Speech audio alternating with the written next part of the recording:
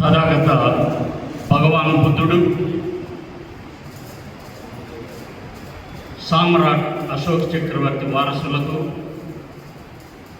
పరమ పూజ్యులు బోధిసత్వ డాక్టర్ బాబాసాహెబ్ అంబేద్కర్కు ప్రణామాలు తెలియజేస్తూ, ఈరోజు ఒకప్పటి ఆంధ్రప్రదేశ్ రాజధాని కర్నూలు మన ప్రజల వద్దకు ఉద్యోగస్తులను సమీకరించి ఏదైనా ఒక మంచి ప్రయత్నం చేయాలని భావించి ఒక మొట్టమొదటి అడుగు మొదలెట్టిన మీ అందరికీ నమో బుద్ధాయ, జై భీమ్, జై భూమాసి, జై Bharat. Friends,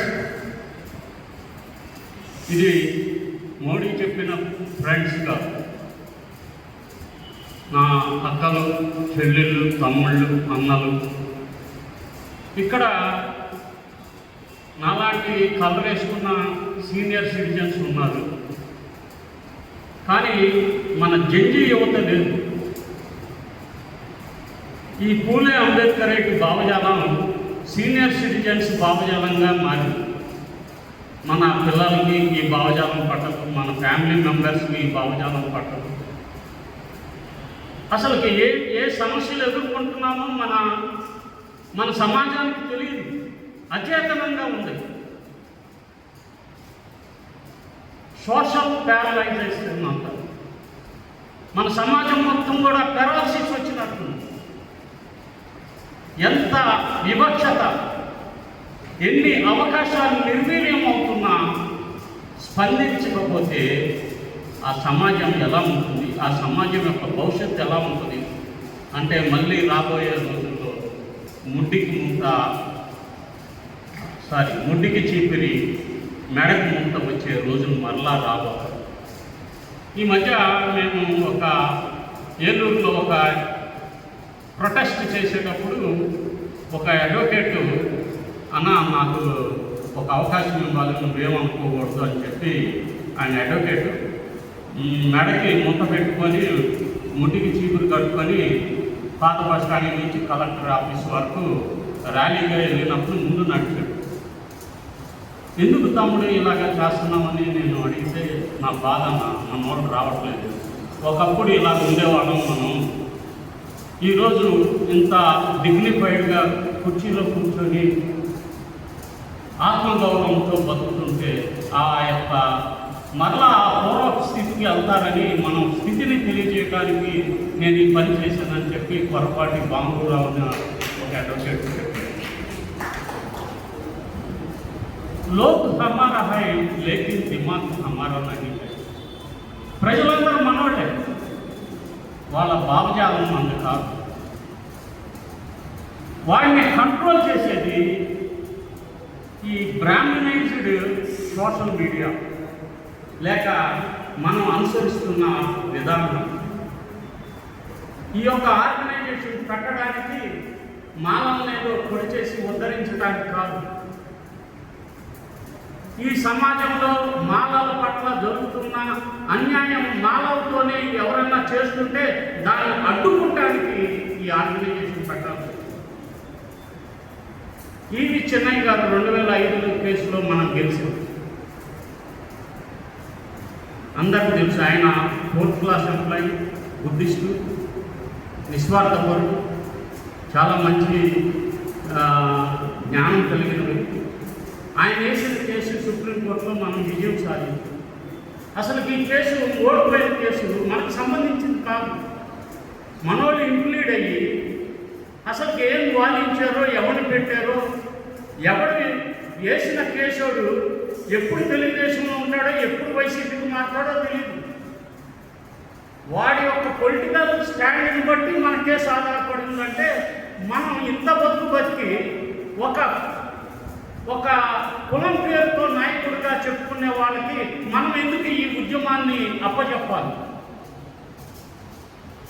this is our responsibility to lead the society, not by virtue of 10th grade, inter discontinued, degree never completed, full-heartedగా పనిచేసే వాళ్ళు కాదు, హాఫ్ హార్టెడ్. పనికి ఆహార పథకం వాళ్ళకి అప్పచెప్పేసి ఆడు వస్తాడు, అన్నా ఏంటి ఇదిగో తమ్ముడు 500 తీసుకో, లేదా నా ఖర్చులు బాగా తెలుసుకొని 5,000 రూపాయలు తీసుకో అని చెప్పేసి వాడికి డబ్బులు ఇచ్చేసి వాడిని వదిలిచ్చేస్తుంది. కానీ ఇది వదిలించుకొని ఎవరికో అప్పచెప్పేది కాదు. ఎందుకంటే in any advanced country or in any advanced society educated or most influential people, విద్యావంతులు ఈ యొక్క బాధ్యతను సక్రమంగా నిర్వహిస్తారని బాబాసాహెబ్ ఆశించారు. But finally educated are betrayed. విద్యావంతులే నన్ను మోసం చేశారని బాబాసాహెబ్ ఆంధ్రాలో ఎందుకు అన్నారు? మీరు చూసుకోండి మీ కుటుంబాన్ని. కాదని ఎవరున్నారు? మీరు దశభాగాలు కూడా ఇచ్చుకుంటున్నారు. మేము కాదని లేదు. బాబాసాహెబ్ 5% ఇవ్వను, ₹1 కూడా ఎప్పుడు పూలే అంబేద్కర్ భావజాలానికి ఇవ్వలేదు. కనుక విద్యావంతులు తాము చేయాల్సిన బాధ్యతని తాము సక్రమంగా చేస్తే మాసెస్ లీడ్, వాళ్ళు ఫాలో అవుతారు. Masses follow the organization. మన ప్రజలు మనల్ని అనుసరిస్తారు. ఆ బాధ్యతని గుర్తెరగాలి. ఈ పించ్ ప్రతి ఒక్కరికి ఉండాలి. ఏంట్రా మన వాళ్ళ లైఫ్లో మనకి ఎంత అన్యాయం జరుగుతుంది. ఇప్పుడు ఈ గవర్నమెంట్లో ఒక 120 మంది పోలీస్ డిపార్ట్మెంట్ వాళ్ళకి పోస్టింగ్స్ లేవు. ఉన్నా కానీ బీఆర్లో ఉంచుతారు, లేక నాన్ ఫోకల్ పాయింట్స్లో ఉంచుతారు. అసలు పాయింట్స్ ఏమి? చాలామంది సివిల్ సర్వెంట్స్కి మాల అంటే ఒక టీడీపీకి ఒక ఎలర్జీ, వైసీపీకి ఎలాంటి ఎలర్జీ ఉందో టీడీపీ కూడా అలాంటి ఎలర్జీ ఉంటుంది. మీ అందరూ చాలామంది ఈ అనుకుంటా ఉంటారు, అబ్బా జగన్మోహన్ రెడ్డి అయితే బాగుండేది మనకి. ఆయనే కదా 28 సంక్షేమ స్కీములు రద్దు చేసి అవన్నీ దేనికి సంబంధించింది తెలుసా? మన పిల్లలు ఉన్నత విద్యావంతులు అవ్వడానికి పనికొచ్చింది. GO number 7755 128 circle. ఇవన్నీ నేను రాస్తా ఉంటాను సోషల్ మీడియాలో. మీరు నన్ను ఫాలో అయ్యే వాళ్ళు ఎవరైనా ఉంటే ఇవన్నీ మీకు పుంఖానుగా రోజు ఒక వ్యాసం ఉంటుంది. అనేక అంశాల మీద యూట్యూబ్ నేను ఇది చేయిస్తున్నాను స్పెసిఫిక్గా అంటే నేను బహుజన యూట్యూబ్ ఛానల్ కూడా నిర్వహిస్తున్నాను. మన వాళ్ళకి ఈ విషయాలు ఎప్పటికైనా ఇప్పుడు కాకపోయినా నేను చనిపోయిన తర్వాత నాకు గుర్తిస్తాను. ఎందుకు అంత దూరం నుంచి ఇక్కడికి రావాలి? మిమ్మల్ని మీరు ఆర్గనైజ్ చేసుకోలేరా? నేను ఇలాంటి ఆర్గనైజ్ చేయాలని ఒక 3 years నుంచి ఒక వ్యక్తిని అడుగుతూ ఉన్నాను. ఆయన వీళ్ళు వస్తే అనవసరంగా మన ఆధిపత్యం పోతుంది. ఎందుకు పోతుంది? మేము వచ్చి మీ దగ్గర మీ పోస్టులు ఏమైనా తీసుకుంటామా? మీరే కదా ఈ లీడ్ చేయాల్సింది. You should have to lead this organization yourself only, not by our. మా పని కాలేదు. ఇక్కడ ఉన్న సమస్యలను పరిష్కరించడానికి మీరే నాయకత్వం వహించాలి. ఒక స్త్రీ ముందుకు వచ్చిందంటే దానికి ఎక్కడ రాదు సమాజంలో. ఈ బాధ్యత అతి పెద్ద బొండ కిరీటం. ఏం రాలేదు, ఎంతో ఎక్స్పెక్ట్ చేసాం అంతే. ఎందుకంటే ప్రజల్లో ఈ సీరియస్ అవగాహన లేదు. ఎందుకంటే సోదరులు పివి సుబ్బారావు గారు చెప్పారు, ఓపెన్లో మేము పనిచేసేటప్పుడు ఓపెన్లో సెలెక్ట్ అయిన వాళ్ళని రిజర్వేషన్లో పెడుతున్నారు అని చెప్పి ఫైట్ చేసి ఒక 175 మందికి ఉద్యోగాలు ఇప్పించాం వెస్ట్ గోదావరిలో. ఆయన అన్నీ ప్రతిదీ ఫైండ్ అవుట్ చేసి మాస్టర్ ఇక్కడ అన్యాయం జరిగింది, ఇక్కడ అన్యాయం జరిగిందంటే నేను వెంటనే కలెక్టర్, జాయింట్ కలెక్టర్ దగ్గరికి వెళ్ళి ఫైట్ చేసి వాళ్ళని. ఇప్పుడు దాన్ని ఇన్స్టిట్యూషనలైజేషన్ జీవో నంబర్ 102 ద్వారా చేశారు. అంటే ఒక 100 ఉద్యోగాలు ఉంటే ఆ 100 ఉద్యోగాల్లో ఎస్సీలు 15 మందే ఉండాలి. వాడికి 70-90 మార్కులు వచ్చినా వాడు ఓపెన్లో సెలెక్ట్ అవ్వడానికి వీల్లేదు. ఎస్సీ ఎస్టీ బీసీ మైనారిటీ ఎవరైనా సరే, మైనారిటీ కూడా 4% ఉంది కదా ఆంధ్రప్రదేశ్. ఈ యొక్క రాష్ట్ర పాయింట్స్లో అలాగ ఫ్రేమ్ చేసి 200 పాయింట్స్ని ఫ్రేమ్ చేసి మన యొక్క ప్రాతినిధ్యం, రిజర్వేషన్ కాదు, రిప్రజెంటేషన్ మనకి ఇవ్వబడింది రీప్రజెంటేషన్. మేము ఇంతమంది ఉన్నాము, మేము ఇప్పుడు మనం 2011 లెక్కల ప్రకారమే 18% షెడ్యూల్ క్యాస్ట్. 2021 ప్రకారం ఇప్పుడు అంచనా ప్రకారం 21% ఉన్నామని చెప్పి సామాజిక నిపుణులు, జనాభా నిపుణులు చెప్తున్నారు షెడ్యూల్ క్యాస్ట్. మరి అందులో మాలలు ఎంతమంది ఉన్నారు, మాలీలు ఎంతమంది ఉన్నారు చూడండి. ఇప్పుడే ఈ మధ్య మేము ఒక రిప్రజెంటేషన్, అయ్యా ఈ పరిమాణ ఉపవర్గీకరణ ఏదో చేశారు, దానివల్ల సోషల్ జస్టిస్ జరగట్లేదు, మా యొక్క ప్రాతినిధ్యం జరగట్లేదని ఈ మధ్య రిప్రజెంటేటివ్స్ కమిషన్స్కి ఇచ్చాము. ఆ కమిషన్ వాళ్ళు తీసుకెళ్ళి చంద్రబాబు నాయుడు గారికి ఇచ్చారు. ఒక ఉదాహరణ చెప్తే మీకు అర్థమవుతుంది ఈ విషయం. శ్రీకాకుళంలో మాలలు 1,40,000 ఉన్నారు, వాళ్ళకి 7% రిజర్వేషన్. 15,000 మాదిరిలో ఉన్నారు, వాళ్ళకి 6% రిజర్వేషన్. రెల్లి 40,000 ఉన్నారు, వాళ్ళకి 1% రిజర్వేషన్. ఇది కేటగరైజేషన్ ఏమంటే, ఈ కేటగరైజేషన్ ఉపవర్గీకరణ హక్కుల రక్షణగా హక్కుల వర్గనకని ఒక పుస్తకం రాశారు, ఒక 10 కాపీలు రాశారు. మీరు 100 రూపీస్ పెట్టి కొనుక్కోండి, 120 పేజీలు 150 పేజీలు నేను తెచ్చాను. సుజాత గారి దగ్గర ఉన్నాయి, ఆ పుస్తకం కొనుక్కున్నాను. ఆయన 150 100 రూపాయలు ఇస్తుంది. 2 రకాల పుస్తకాలు తెచ్చాను. కనుక ఇవన్నీ ఎంత అంటే సుప్రీంకోర్టు ఏం చెప్పింది, ఈ స్టేట్ గవర్నమెంట్ ఏం చేసింది, ఇవన్నీ పరిగణలోకి తీసుకోకుండా చట్టం కనీసం ఉపవర్గీకరణ నేను ఒప్పుకోవడం, కనీసం చేసిన సుప్రీంకోర్టు తీర్పునైనా సరే దాన్ని ఆ యొక్క నియమ నిబంధనల ప్రకారంగా ఈ స్టేట్ గవర్నమెంట్ చేయలేదు. మనం ఒక్కమే అది ఫైట్ చేస్తాం. మహారాష్ట్రలో ఇప్పుడు అక్కడ ఎస్సీ ఎస్టీలను కూడా కేటగరైజ్ చేయమని చెప్పి వాళ్ళు ప్రయత్నం చేస్తారు మహారాష్ట్ర బీజేపీ ప్రభుత్వం. దానికి మహారాష్ట్రలో ఉన్న బాబాసాహెబ్ 3వ మనవడు ఆదరణీయులు ఆనందరాజు గారు పెద్ద ఎత్తున మన ఆదివారం నాడు పెద్ద ఎత్తున నిరసన ప్రదర్శన చేశారు. అక్కడ కూడా ఈ యొక్క చిచ్చు మొదలైంది. ఈ చిచ్చు అన్ని రాష్ట్రాల్లో మొదలవుతుంది. ఎవరికి అంటే ఏదో ఒక కులానికి ప్రయోజనం చేయడం కాదు. 200 రాష్ట్ర పాయింట్స్ పెట్టి నీ పాయింట్స్ ఎక్కడ ఉన్నాయో నీకు తెలియకుండా నిన్ను ఎంత ఉన్నత విద్యావంతుడు మార్కులు అత్యధికంగా వచ్చినా కానీ నిన్ను ఆ రాష్ట్రంలో కుదించేసి నీ ప్రాతినిధ్యం తగ్గించడమే ఈ కూటమి ప్రభుత్వం కానీ లేదా సెంట్రల్ గవర్నమెంట్ని బలపరుస్తున్నాం జగన్మోహన్ రెడ్డి ప్రభుత్వం యొక్క లక్ష్యం.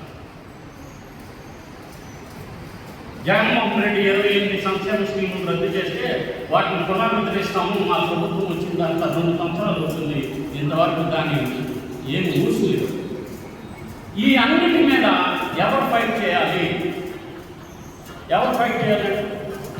అసలు ఇంత అన్యాయం జరుగుతుందని ఎవరికైనా తెలుసా? ఎవరికి తెలుసు? జీవో నెంబర్ 3 అంటే ఏంటి? జీవో నెంబర్ 3 ప్రకారం ఏజెన్సీ ఏరియాలో ఎస్టీ వారికి 100% జాబ్స్ ఉంటే 100 ఉద్యోగాలు ఇవ్వాలి. కానీ కూటమి ప్రభుత్వం వచ్చిన తర్వాత అక్కడ కూడా 50% షెడ్యూల్ ట్రైబ్ వాళ్ళని పరిమితం చేస్తారు. వాళ్ళు ఈ మధ్య పెద్ద ఎత్తున పోరాటం చేస్తారు. ప్రతి చోట మన ప్రాతినిధ్యాన్ని తగ్గించడానికి ప్రతి దశలో ఇది చేస్తారు. ఈ సందర్భంగా ఆలోచించి మాలలకు నిజాయితీతో కూడిన ఉద్యమం అవసరం, ఒక్క పైసా ఆశించని ఉద్యమం అవసరం అని చెప్పి నేను భావించి తమ్ముడు జగదీష్ని అడిగాను. తమ్ముడు మనం స్టార్ట్ చేద్దామంటే అప్పుడే బాబాసాహెబ్ గారి 2వ మనవడు ఆదరణీయులు డాక్టర్ భీమారావు యశ్వంత్ అంబేద్కర్ ఆయన మనకు ఒక విజయవాడ ఆఫీసు ఒక 60-70 లక్షలు ఖరీదు చేసే ఆఫీసు అక్కడ ఇనాగరేషన్ చేశారు. ఈ మాల ఉద్యోగ సంఘాన్ని ఆయన చేతుల మీదుగానే ఇనాగరేట్ చేస్తారు. ఆయన ద్వారానే ఈ ఆర్గనైజేషన్ని స్థాపించడం జరిగింది. అంటే బాబాసాహెబ్ బిడ్డలం మీరు కూడా, ఎందుకంటే మీకు ఆ యొక్క ఇంట్రెస్ట్ కానీ లేకపోతే మీరు వచ్చేవాళ్ళు కాదు. మీ అందరికీ జై భీమ్, జై భీమ్. మీలో ఎంతో కొంత కమిట్మెంట్ లేకపోతే ఈ సమాజం పట్ల మీరు హాజరై ఉండేవాళ్ళు కాదు. కనుక ఈ రెస్పాన్సిబిలిటీ మనందరం తీసుకొని ఈ ఆంధ్రప్రదేశ్ మాల ఉద్యోగుల సంఘం కేవలం మాల ఉద్యోగుల కోసం డెఫినెట్గా పనిచేస్తాం, కానీ సమాజం కోసం కూడా పనిచేస్తాం. సమాజంలో ఎవరికి అన్యాయం జరిగినా కూడా పనిచేస్తాం. చిన్న ఎత్తున 6 సంవత్సరాలు ప్రమోషన్ ఆగిపోయింది. జీవన్ కుమార్ అని చెప్పి ఒక ఇంజనీరింగ్ సెక్షన్లో అతను వెళ్తే ఒక రోజుతోనే నేషనల్ కమిషన్కి రాసాం. ఆ లెటర్ తీసుకొని ఇస్తే ఆ సాయంత్రానికి ఆక్రమించాం. అట్లాంటి రోజు ఏదన్నా పని ఉండి ఒక ఎంప్లాయీకి అన్యాయం జరిగిందంటే డెఫినెట్గా దాన్ని అటెండ్ అవ్వం. అది ఒక్కదాని మీదే మేము చేయం. మీరు కూడా కలవండి, మీరు కూడా మాతో పాటు నడవండి. మేము డెఫినెట్గా ఈ మాల ఉద్యోగుల సంఘం యొక్క ప్రతిష్టని నిలబెడతాం. దానికి మీ ఫ్రెండ్స్కి చెప్పండి. మనకు ఒక గ్రూప్ ఉంది. ఆ గ్రూప్లో మీరందరూ కూడా, అంటే ఎవరి వాళ్ళు గ్రూప్ పెట్టదు, ఉన్న గ్రూప్ని మనం 1200 2-3 వరకు చేయొచ్చు. కనుక ఆ గ్రూప్లోకి చేసి అడ్మిట్స్గా ఇచ్చి మీ అందరినీ చేసుకోండి. దీంట్లో ఎన్ని పదవులు కావాలంటే అన్ని పదవులు ఉన్నాయి. ఆళ్ళొద్దు వీళ్ళొద్దు అన్నది మనది కత్తిరించే ఉద్యోగం కాదు. మనం సూది ఉద్యోగం అందరినీ కలుపుకుంటూ వెళ్ళాలి. నాకు ఆయన నచ్చలేదు, ఇది నచ్చడానికి మీ కుటుంబ విషయం కాదు, సామాజిక అంశం కాబట్టి అందరినీ కలుపుకుందాం. విభేదాలు ఉండొచ్చు, వాటిని కూర్చొని మాట్లాడుకొని సార్ట్అవుట్ చేసుకొని మనం అందరం కలిసి సంయుక్తంగా పనిచేస్తాం. ఈ దిశలో బాగా సహకరించిన రాష్ట్ర అధ్యక్షులు నూతనపాటి జగదీష్ కుమార్కి, అలాగే అన్ని విషయాలు కూడా నాకు ఎప్పటికప్పటికి ఫీడ్బ్యాక్ ఇస్తూ ముందుకు తీసుకెళ్తున్న అంబటి అనిల్, నాకు వాళ్ళిద్దరూ కుడి ఎడమ భుజాలుగా ఉన్నారు. వాళ్ళు లేకపోతే ఈ ఉద్యమం ముందుకు వెళ్ళదు. ఇంకా రాయలసీమలో ఇప్పుడే ఒక మెట్టు పెట్టాము. ఇంకా నెక్స్ట్ అనంతపురం జిల్లాకు వెళ్ళాలి. ఇంకా మీకు తెలిసిన పరిచయాలను మాకు పంచుకోండి. వాటి ద్వారా మేము రాయలసీమలో కూడా ఈ 4 జిల్లాల్లో కూడా ఈ యొక్క ఆంధ్రప్రదేశ్ మాల ఉద్యోగాలను బలోపేతం చేయడానికి మీరు సహకరించమని చెప్పి నేను విజ్ఞప్తి చేస్తున్నాను. ఏదన్నా అంశాలు ఉంటే నన్ను అడిగితే నేను ఎప్పటికప్పుడు మీకు తెలియచేస్తాను. ఇప్పుడు ఏదన్నా ఒక అంశం ఇలా ఉందని అంటే దాని మీద మీకు వివరణాత్మకమైన ఇన్ని సంవత్సరాలు నేను సామాజిక ఉద్యమాల్లో పనిచేసాను కాబట్టి అవి మీకు తెలియచేయగలుగుతాను. కనుక నేను ఎక్కువసేపు మాట్లాడుకుంటా మీకు నెక్స్ట్ ఏంటంటే కార్యవర్గాన్ని ఏర్పాటు చేయండి. కార్యవర్గాన్ని ఏర్పాటు చేసే క్రమంలో మీ యొక్క సహకారం అందరికీ కలిసి సంయుక్తంగా లేకపోతే అది ముందుకు వెళ్ళదు. ఏదో వచ్చాము తీసుకున్నాము అన్నది కాదు. దీని ద్వారా రేపొద్దున మండలాల్లో బాడీలు వేయాలి. మండలాల్లో కన్వీనర్స్, కనీసం మండలానికి ఒక కన్వీనర్ని ఏర్పాటు చేసినా కర్నూలు జిల్లాలో ఒక 50 ఉంటాయమ్మా మండలాలు. 50 మంది కన్వీనర్స్ వచ్చినా కానీ మనకి మీటింగ్కి 50 మంది ఉంటుంది. మనం త్వరలో డెఫినెట్గా ధర్నా చేస్తాం. ఈ రాష్ట్ర ప్రభుత్వం మాలకు వ్యతిరేకంగా తీసుకుంటున్న నిర్ణయాలను నిరసిస్తూ ఎస్సీ ఎస్టీ బీసీ మైనార్టీల పట్ల చూపిస్తున్న దుర్మార్గమైన విధానాన్ని ఖండిస్తూ ప్రభుత్వాలకి రిప్రజెంటేషన్ చేయడానికి రాష్ట్ర వ్యాప్త ధర్నా నిర్వహిస్తాం. మేమేం భయపడం, మేమేం ఎవరికి భయపడం. మేము వైసీపీ మనుషులం కాదు, టీడీపీ మనుషులం కాదు. మేము మాలం బాబాసాహెబ్ బిడ్డలం. అంటే మేము ముగ్గురం కాదు, మన అందరం. అది గుర్తుపెట్టుకోండి. అంటే మాలోడి ఎవ్వరిగా ఇబ్బంది వచ్చినా ఫస్ట్ స్పందించేది ఎవరంటే ఎవరన్నా కౌంటర్ ఇవ్వటం కానీ ఏది చేసినా ఎవరు చేస్తారు? ఏ సమస్య వచ్చినా ఫస్ట్ షెడ్యూల్ క్యాస్ట్ నుంచి మన ఇక్కడ మొదలవుతుంది. సోషల్ మీడియా అడుగుతాడు, ప్రశ్నిస్తాడు, ధైర్యంగా నిల్చుంటాడు. ఉంటారు కొంతమంది పొలంలో అమ్ముడిపోయేవారు వాళ్ళు ఉంటారు. అందరు మంచి వాళ్ళు ఉంటారు కదా. కనుక ఈ ఉద్యమాన్ని ముందుకు తీసుకువెళ్ళడానికి మీరు మీ యొక్క శాయశక్తుల మీరు ఈ వీటిలో పాల్గొంటుంది. మీరు ఎవరైతే ఇంట్రెస్ట్ ఉంటారో వాళ్ళందరినీ చేయమని చేతులు కలపమని చెప్పి మీకు విన్నపం చేస్తూ విజ్ఞప్తి చేస్తూ ఇంతటితో ముగిస్తున్నాను. నాకు ఈ మాటలు విన్నందుకు మీ అందరికీ నమో బుద్ధాయ. జై హింద్, జై భారత్, జై